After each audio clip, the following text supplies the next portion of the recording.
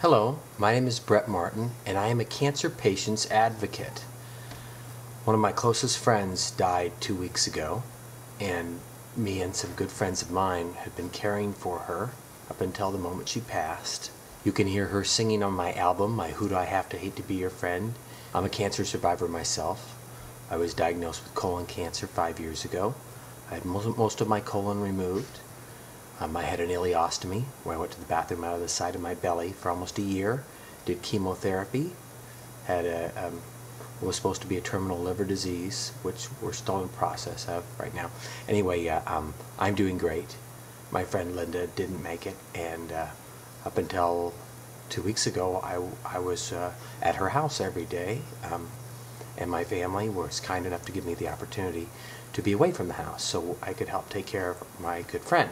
So anyway, she's passed away, and I wanted to share a little of her wisdom, because if it wasn't for my cancer experience, I wouldn't be doing the peace work that we're all doing together now. You don't have long to live?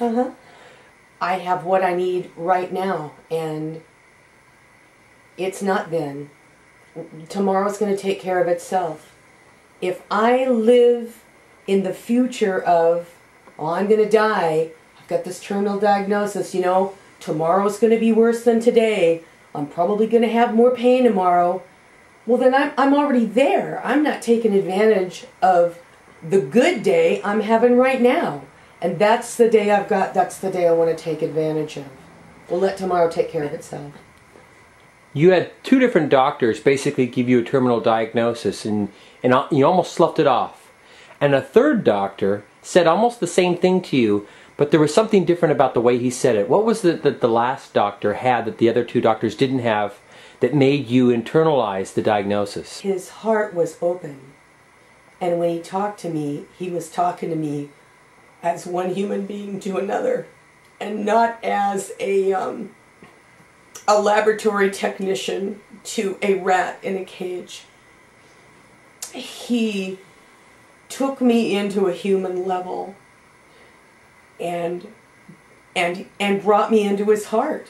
And so I wasn't going to be defensive anymore. There was no place to go, and I could say, yeah, you know what, this is a possible alternative, this could be where I'm going. And this person has an emotional gift that he's given me. He's allowing me to kind of go down this river with him. And I didn't feel alone, and I didn't feel attacked. I didn't feel objectified. I felt human. This doctor gave you the same diagnosis, and you burst into tears, and you had a realization. So he reached you when the other doctors couldn't. He did. We sat there together, and you cried, and you said you want to live. And then you cried and you said, I have a regret. I didn't think of other people, and I feel bad about that. How do you go from keeping yourself up and making a presentation in society to having people who can't come into your house because the tumor in your body smells so strong, and nurses are having to put peppermint up to their face? What tools do you use? Whenever I can, I feel my feelings honestly. There are times when I know I smell rotten, and I cry. And a good friend of mine said, it's not you who smells, honey, it's your tumor. And you are not your tumor. And you are not your tumor. I just try to breathe and get out of thinking about that and thinking about something else, because in my case right now, it is being irradiated, it is disintegrating, which is highly disgusting. And so even though it's a positive thing, it's pretty horrible. Do you ever feel like you want to die? Oh, I do. Absolutely, I feel like I want to die. Is that an option for you? Yes, it is. Are you afraid of dying? No. Were you afraid of dying before? No. I've never been afraid of dying. You changed? Yes, I think it's really easy when you haven't been tried. I know I have become stronger.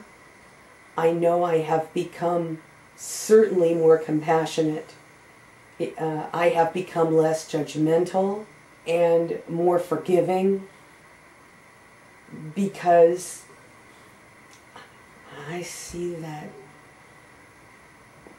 it's always been possible for me to be in this situation, and there for the grace of God, shall we say, anybody is. I don't know why I'm going through this, but there are people that have had much worse situations to deal with than I've had.